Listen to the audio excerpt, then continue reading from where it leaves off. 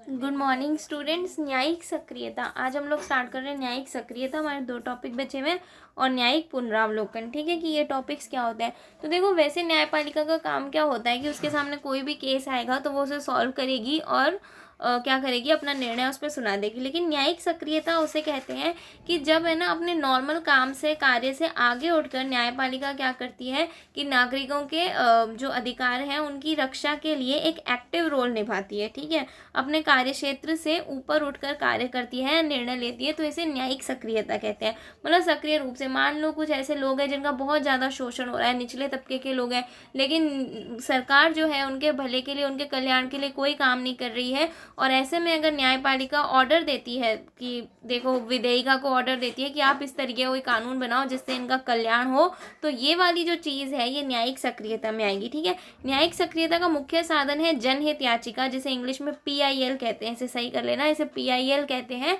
तो PIL का मतलब क्या होता है, देखो जिन लोगों का शोषण वगैरह हो रहा है वो इतने उनको नॉलेज नहीं होती कि उन्हें समझ में आए कि उनके मौलिक अधिकारों का हनन हो रहा है या वो सुप्रीम कोर्ट में जाके गुहार लगा सके, वो इस काबिल नहीं होते हैं। तो उनके बिहाफ पे कोई NGO होता है या कुछ ऐसे पढ़े लिखे लोग होते हैं जो PIL लगाते हैं। तो PIL का मतलब कोई ऐसा जिसमें बहुत ज़्यादा लोग इन्वॉल्व हैं, ठीक है, और वो अपने लिए आवाज़ नहीं उठा सकते, तो कोई NGO वगैरह उनके आधार पे, उनके बिहाफ पे याचिका दायर कर सकता है। ठीक है, वो तो हो गई PIL को लाने में बहुत इंपॉर्टेंट रोल रहा है 2 जजेस थे, VR कृष्णा अय्यर और PN भगवती, उनका बहुत इंपॉर्टेंट रोल रहा है। ठीक है, और न्यायिक सक्रियता के जो बेनिफिट है, इसका जो प्रभाव है वो यही होता है कि इससे नागरिकों के अधिकारों की रक्षा होती है, वो गरिमामय और प्रतिष्ठा के साथ जीवन जीने योग्य बनते हैं, क्योंकि उनके लिए कोई है, उनका ध्यान रखने वाला। अगर विधेयिका, कार्यपालिका अपना कार्य ढंग से ना करे तो कोई ध्यान रखने वाला है, जो कि न्यायपालिका है। ठीक है, उसके बाद हम लोग पुनरावलोकन, न्यायिक पुनरावलोकन समझते हैं। उसमें क्या होता है, जैसे मान लो न्यायिक सक्रियता में तो न्यायपालिका ऑर्डर दे देगी कि आपको इस चीज़ से जुड़ा कोई कानून बनाना है। ठीक है, और न्यायिक पुनरावलोकन हमेशा पुनरावलोकन उसी चीज़ का करते हैं जो पहले से हो चुकी है। इसका मतलब यदि कार्यपालिका या फिर विधेयिका ने कोई ऐसा कानून लागू किया है जिससे कुछ नागरिकों के मौलिक अधिकारों का हनन हो रहा है, तो सुप्रीम कोर्ट इस बात की जांच करके क्या कर सकता है, उसे रद्द कर सकता है उस कानून को, कि ये कानून गलत है। ठीक है, इस चीज़ को हम लोग न्यायपालिका, न्यायिक पुनरावलोकन कहते हैं। न्यायपालिका और संसद के मध्य जो संबंध है वो जब से संविधान लागू हुआ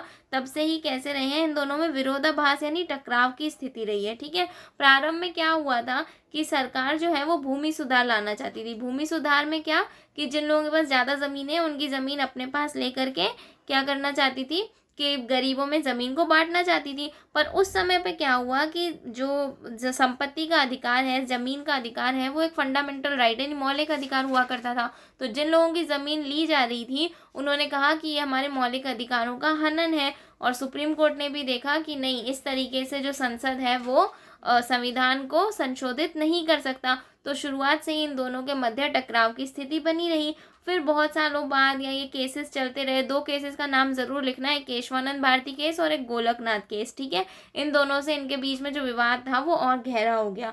फिर इन्होंने लास्ट में सेटलमेंट किस पे किया, तो इनका सेटलमेंट इस बात पे हुआ कि सुप्रीम कोर्ट ने कहा कि जो संसद है वो संविधान की मूल संरचना को छोड़कर बाकी जो है उसमें संविधान में बदलाव ला सकता है या संशोधन कर सकता है। और मूल संरचना में किन चीज़ों को शामिल किया गया, मूल संरचना में जैसे समानता, स्वतंत्रता, ये जो कुछ मूल्य होते हैं, और साथ ही जो मौलिक अधिकार हैं, इन चीज़ों को मूल संरचना में शामिल करके कहा गया कि इसमें कोई बदलाव नहीं कर सकता संसद, जबकि किसमें कर सकता है, और बाकी इसके अलावा जो चीज़ें हैं उसमें बदलाव कर सकता है। ठीक है, तो इसी के साथ कई सारे और भी ऐसे कई कानून हुए हैं जिसका न्यायपालिका ने न्यायिक पुनरावलोकन से जिन्हें रद्द साबित किया है। ठीक है, तो यहाँ पे हमारा ये वाला चैप्टर कंप्लीट होता है। कल हम लोग एक बार जो स्वतंत्रता, समानता और संघवाद वाले चैप्टर के कुछ इंपॉर्टेंट क्वेश्चंस देख लेंगे। सिलेबस मैंने टेस्ट के लिए भेज दिया है, आप रिवाइज करते रहें। Okay, thank you.